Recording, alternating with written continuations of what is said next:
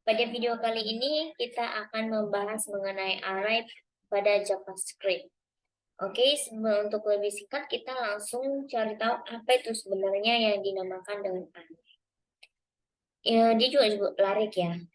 Yang kedua nanti kita akan belajar mengenai manipulasi data. Jadi larik atau array itu merupakan variabel yang dapat menampung banyak nilai. Atau lebih tepatnya kita juga bisa mengatakan itu adalah jenis variabel yang dapat digunakan untuk menyimpan sejumlah data, tapi dengan tipe yang sama. Misalnya itu dengan kalau dia tipe numerik ya numerik, kalau dia tipe string ya string gitu. Jadi apa sih gunanya kita menggunakan array ini? Jadi kita dapat melakukan loop atau pengulangan melalui elemen di dalam array dengan mudah dan mengambil nilai yang diperlukan hanya dengan menentukan nomor indeks gitu. Sebenarnya kita harus mengenali juga ciri-ciri array pada JavaScript.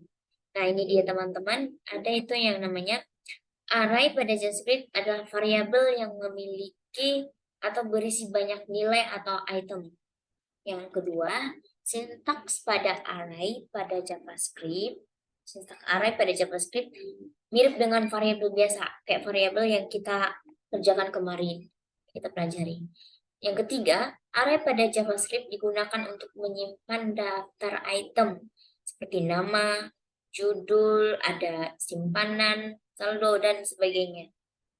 Yang keempat, array pada JavaScript adalah variabel yang dapat berisi lebih dari satu objek. Ya, yang namanya kan kita dapat menampung banyak nilai gitu. Dan yang kelima, cara mendefinisikan array dalam JavaScript. Tetapi ini dianggap sebagai praktik yang lebih baik untuk menggunakan metode literal array.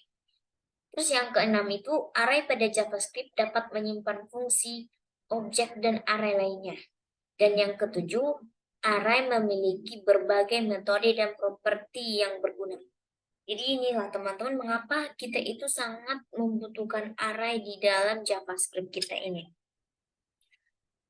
Untuk lebih tepatnya, array itu apa coba? Jadi untuk lebih simpel yang perlu kita tahu, array itu tipe data yang digunakan untuk mendeskripsikan kumpulan elemen, nilai atau variabel yang tiap-tiap elemennya memiliki indeks gitu.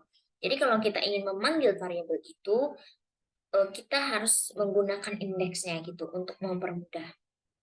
Nah, di sini ini ada larik pengenal tunggal yang dapat menampung banyak nilai ya.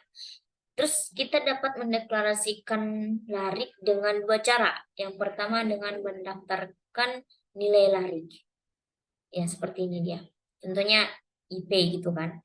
Kita masukkan dia dalam ini 3,2, 3,1, 2,9. Nah, seperti itu. Dan yang kedua, dengan cara menggunakan kata cadang new array. Yang ini dia. Maksudnya gini, kita membuat variabel IP tapi kita memasukkan nilainya itu satu-satu gitu. Contohnya IP yang pertama 3,2, IP yang kedua 3,1, IP kedua gitu 2,9 dan seterusnya. Itu dia teman-teman. Tapi ini kurang efisien ya sebenarnya. Karena array ini karena makanya kita menggunakan array karena dia dapat menggunakan menampung banyak nilai gitu. Makanya kita menggunakan array. Nanti kita contohkan ya. Di sini dia kalau dia misalnya bertipe numerik, yaitu ini dia yang bisanya meliputi apa tuh jumlah, rata-rata, maksimum, minimum, min, modus, frekuensi, grafik gitu. Kalau dia bertipe string, itu biasanya untuk panjang, merubah jenis huruf, huruf besar atau uppercase, huruf kecil, lowercase. Nah, ini dia. Proses tertarik menggunakan ini. Kita coba ya teman-teman di sini. Oh iya, yang kedua kita belajar metode dulu ya. Fungsi yang melekat pada suatu objek. Larik di JS adalah objek-objek adalah tempat dari kelas. Gitu. Nah, ini nanti yang akan ini adalah metode. Metode nanti yang misalnya kita gunakan di dalam untuk memanggil sebuah nilai di dalam array gitu. Ini sort. Sort ini artinya mengurutkan data secara ascending. Ascending. Nah, ini ada ascendingnya teman-teman dua. Ada ascending, artinya kita mengurutkan dari huruf kecil ke besar gitu. Contohnya A, B, C, D, E sampai dengan Z. Kalau dia angka, ya mulai dari 0 dan sampai seterusnya 0, 1, 2, 3, 4, 5, 9, 10, 11, seterusnya. Yang kedua, descending. Descending ini kebalikannya, yaitu dari yang besar ke yang kecil, yaitu dari Z sampai A dan dari 10 sampai 0 gitu. Ya, teman-teman. Ya, coba kita praktikan dulu ya. Oke, di sini saya sudah membuka editor kita yaitu Visual Studio Code. Nah, di sini coba kita coba ya contohnya hari. Hari kan ada banyak tuh, ada hari Senin, hari Selasa, Rabu, Kamis, Jumat. Kalau kita ingin menampungnya, ya kita contohnya nih, ada soal nih. Simpanlah 7 nama hari. Senin, Selasa, Rabu, Kamis, Jumat, Sabtu, Minggu dalam variabel. Nah, kita bisa menggunakan kayak gini, coba ya. Let day, let days. Oke, kita menggunakan days ini untuk menyimpan variabelnya. Teman-teman. Oke, teman-teman. Jadi di sini kita dalam menyimpan eh, nilai dalam array, kita itu menggunakan tanda sikut. Sikut gini. Oke, di sini kita menggunakan ada Senin,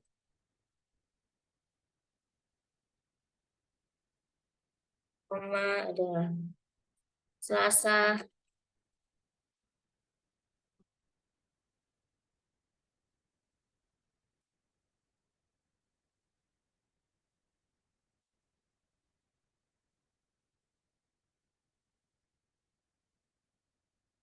maaf teman-teman. Kita di sini harus menggunakan yang namanya. Oke.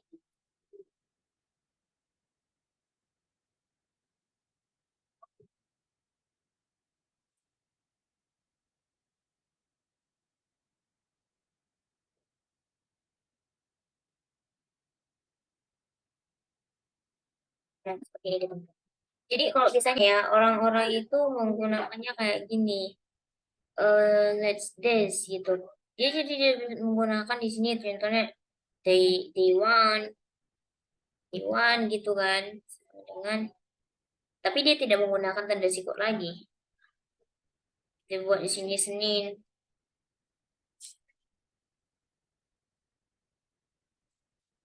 Senin, terus tanda kutip itu day the first day gitu ya terbalik kemarin tadi. Nah, seperti ini dan seterusnya. Bisa sih seperti ini, kayak yang pertama itu. Contohnya ini nih, yang tadi kita belajar yang ini. Mendeklarasikan array. Itu ada dua cara tadi. Nah, ini yang kedua ini. Yang kedua ini kita buat di sini loh. Nah, inilah dia yang kedua. Ini contohnya kita hapus ya. Ini kita hapus. Gitu. New day. 5 gitu kan.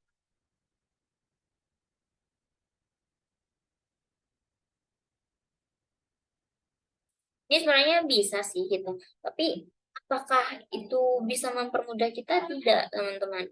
Itu tidak akan mempermudah kita karena kita harus memasukkan nilai-nilainya ini satu per satu. Jadi ada baiknya kita menggunakan yang tadi. Contohnya ya, kita itu mempunyai eh, banyak warna-warni pulpen. Jadi tempatnya kita memiliki tempat untuk menempatkan pulpen ini sehingga dengan mudahnya kita akan mengambil warna yang kita mau gitu. Contohnya kita mau warna merah, tinggal ambil lihat. Tapi kita bisa saja sih menggunakan tas untuk menyimpan dari warna-warna yang kita punya pensil warna ya contohnya ya. Tapi cara yang bisa kita lakukan yaitu hanya dengan mengeluarkan seluruhnya dan memilih warna yang kita mau itu. Jadi lebih susah, itulah contohnya. Jadi ini tidak efisien ya. Kita menggunakan yang tadi saja.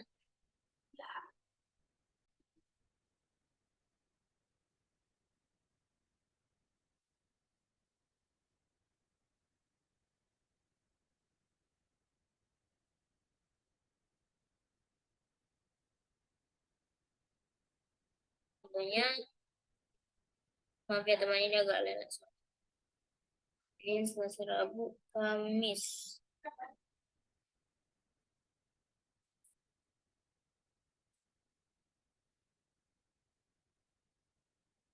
Nah, seperti ini kan. Jadi kita memasukkannya di dalam satu eh, array gitu. Kita menampungnya di dalam satu tempat, maksudnya satu variabel.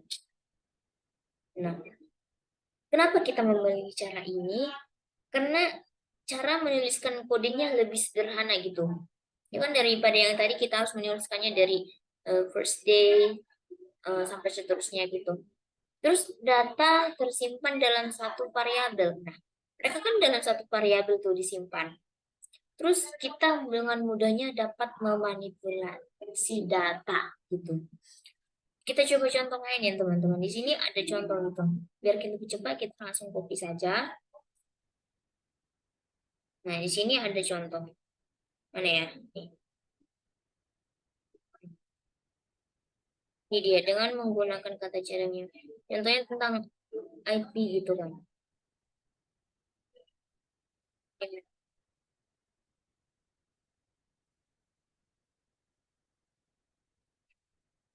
Nah, var berat sama ini ada kita masukkan nilai 48,2, 50,5, 55,7, 60,1, 42,3 gitu. Jadi kita akan menuliskan beratnya di web browser kita dengan ini indeks kedua. Jadi nanti kita lihat yang mana yang akan ditampilkan. Kita kontrol Z.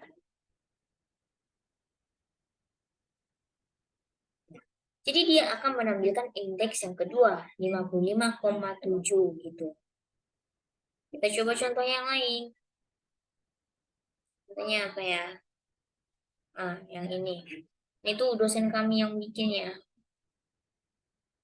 Oke, misalkan nilai matrik A di atas ini dia. Disimpan dalam variabel lari.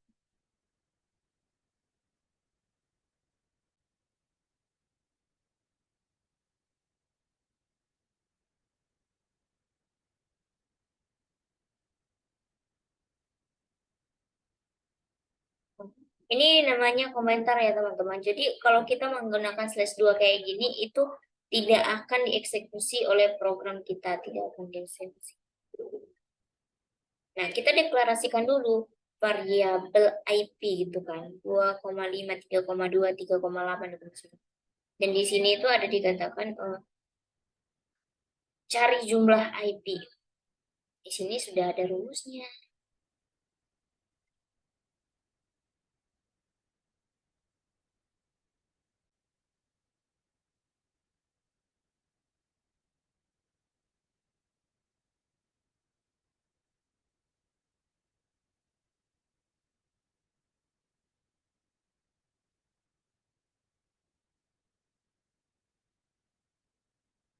Nah, pada bagian ini ya teman-teman, di sini kita menggunakan matrik A, menggunakan variabel matrik A.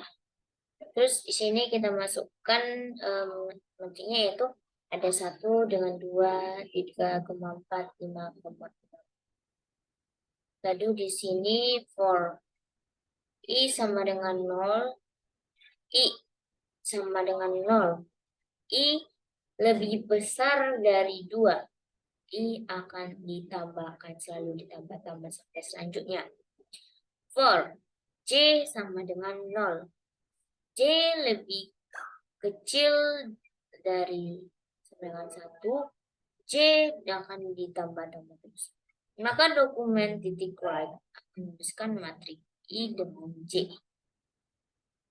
Dokumen titik write. Oke, seperti ini dia. Sampai selanjutnya. kita lihat teman-teman bagaimana hasilnya, dan hasilnya adalah seperti ini. Ya, akan menampilkan 1, 2, 3, 4, dan 5, 6. Ya, seperti itu. Mungkin ini teman yang dapat saya jelaskan. Memang saya tidak begitu bisa ya untuk, mungkin teman-teman agak kurang mengerti. Karena saya juga masih belajar, kita itu sama-sama belajar di sini. Mohon dimaklumi jika ada kekurangan saya. Terima kasih, sampai berjumpa pada video berikutnya.